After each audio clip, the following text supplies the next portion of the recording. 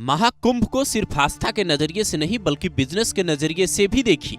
इसमें यूपी के विकास, अर्थव्यवस्था की रफ्तार और लाखों रोजगार की कहानी छिपी है। जहां सिर्फ 45 दिनों में इस महाकुंभ से योगी सरकार करीब 2 लाख करोड़ रुपए कमाने जा रही है। और ये हम नहीं कह रहे बल्कि खुद योगी आदित्यनाथ ने अपने बयान में ऐसा लक्ष्य बताया है। पर ये कमाई होगी कैसे? अखिलेश सरकार में जब कुंभ का आयोजन हुआ था तो सरकार ने 12,000 करोड़ रुपए की कमाई की थी।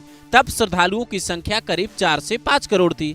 इस बार 40 से 45 करोड़ श्रद्धालु महाकुंभ में आस्था की डुबकी लगाने पहुंचेंगे।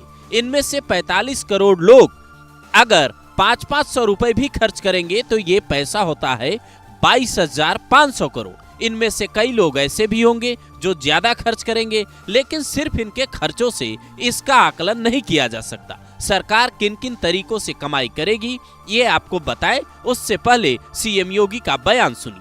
आस्था और आधुनिकता का ये महासमागम प्रत्येक व्यक्ति के जीवन में भी कैसे खुशहाली ला सकता है।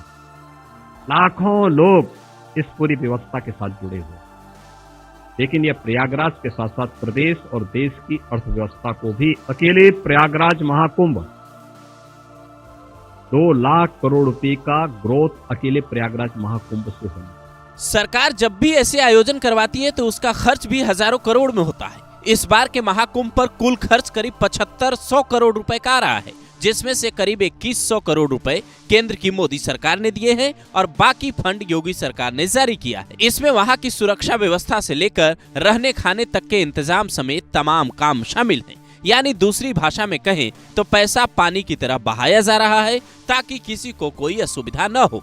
कई साधु संत योगी सरकार के इस काम से गदगद भी हैं। एक साधु तो बकायदा ये तक कहते हैं कि अखिलेश सरकार में जब आया था तो करीब 10,000 रुपए खर्च हुए थे, लेकिन इस बार एक भी रुपए खर्च नहीं हुए। योगी सरकार ने अच्छा इंतजाम किया है। ऐसे में यहाँ ये समझना जरूरी है कि जब कई लोगों के लिए सब कुछ फ्री है तो फिर कमाई होगी कैसे?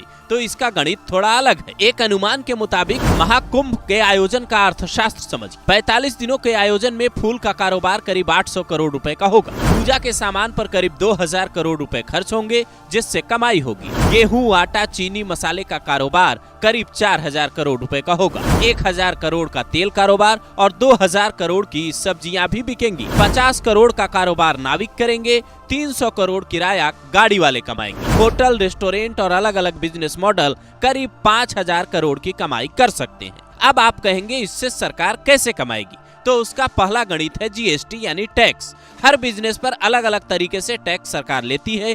जो लोग होटल में रुकेंगे, रेस्टोरेंट में खाना खाएंगे या वहां से 1 रुपए की माचिस की डिब्बी भी खरीदेंगे, वो सब सरकार को टैक्स देंगे। कई कंपनियों ने वहां लीज पर जमीन ली है। दुकान लगाने वालों से लाइसेंस फीस लिए जाएंगे। पार्किंग से लेकर कई तरीके के चार्ज सरकारी खाते में जाएंगे। इसके अलावा कुछ लोग ऐसे भी होंगे जो देश विदेश से आकर कहेंगे प्रयागराज में गंगा स्नान कर ही लिया तो अयोध्या, वाराणसी और मथुरा, वृंदावन भी घूम ले।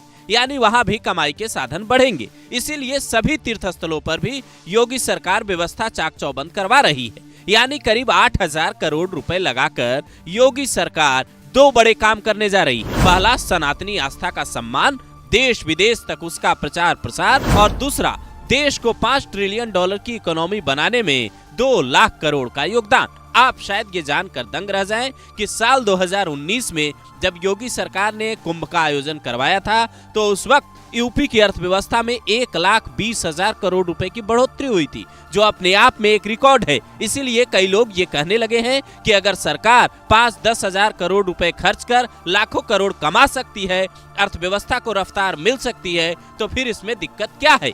ये जानकारी आपको कैसी लगी? अपनी राय जरूर दें।